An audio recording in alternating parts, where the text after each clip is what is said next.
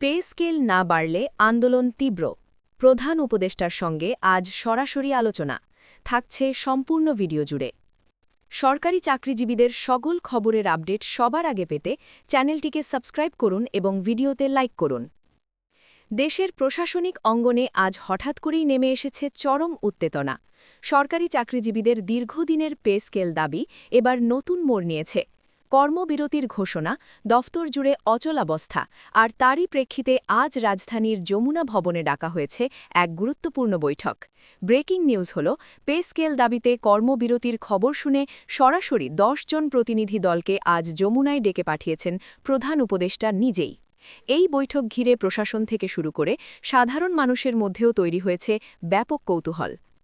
গত কয়েক সপ্তাহ ধরেই সরকারি কর্মকর্তা কর্মচারীদের মধ্যে চাপা ক্ষোভ জমে উঠছিল।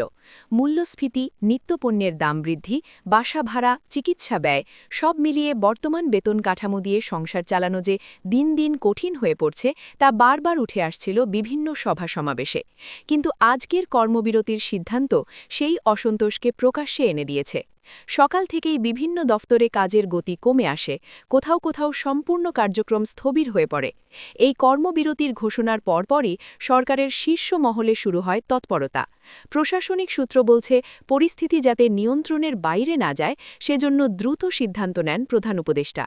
তারই অংশ হিসেবে আজ ১০ জন প্রতিনিধিকে যমুনা ভবনে আমন্ত্রণ জানানো হয়। এই প্রতিনিধিরা বিভিন্ন ক্যাডার ও শ্রেণীর কর্মকর্তা কর্মচারীদের পক্ষ থেকে দাবি দাওয়া তুলে ধরবেন বলে জানা গেছে। যমুনা ভবনের এই বৈঠককে ঘিরে নানা প্রশ্ন ঘুরপাক খাচ্ছে। এটি কি শুধুই আশ্বাসের বৈঠক, নাকি এখান থেকেই আসবে পে স্কেল নিয়ে বড় কোনো সিদ্ধান্ত? প্রশাসনিক বিশ্লেষকদের মতে, কর্মবিরতির মতো কঠোর কর্মসূচির পর প্রধান উপদেষ্টার সরাসরি হস্তক্ষেপ বিষয়টির গুরুত্বই প্রমাণ করে। সরকার বুঝতে পারছে, এই দাবিকে আর উপেক্ষা করলে পরিস্থিতি আরও জটিল হতে পারে। সূত্র জানাচ্ছে, প্রতিনিধি দল মূলত ৩টি বিষয়ের ওপর জোর দেবে: বর্তমান বেতন কাঠামোর বাস্তবতা, নবম পে স্কেলের সময়সীমা এবং ভাতা পুনর্গঠনের প্রয়োজনীয়তা। বিশেষ করে নিম্ন ও মধ্যম গ্রেডের কর্মচারীদের জীবনযাত্রার ব্যয় যে বেতনের তুলনায় অনেক বেশি বেড়েছে, সেই তথ্য তুলে ধরা হবে বিস্তারিতভাবে। অন্যদিকে সরকারের অবস্থানও একেবারে সহজ নয়। অর্থনৈতিক চাপ, রাজস্ব ঘাটতি এবং সামগ্রিক অর্থনীতির চ্যালেঞ্জের কথা মাথায় রেখে সিদ্ধান্ত নিতে হচ্ছে। তবে সংশ্লিষ্ট মহলের মতে, প্রশাসন সচল রাখা সরকারের জন্য অগ্রাধিকার।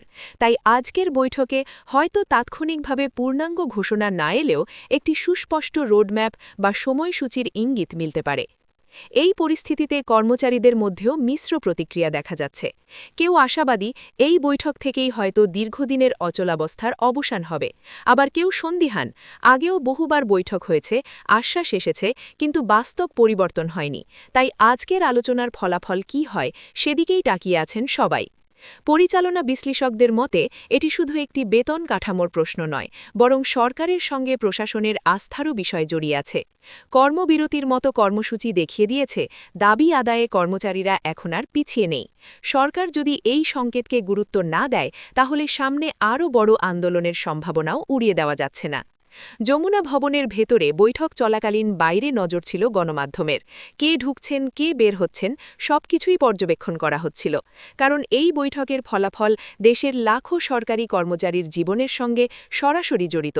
শুধু তাই নয়, প্রশাসনিক সিদ্ধান্তের প্রভাব পড়ে সাধারণ নাগরিকের সেবার ওপরও। সবশেষে বলা যায়, আজকের এই বৈঠক হয়তো একটি টার্নিং পয়েন্ট।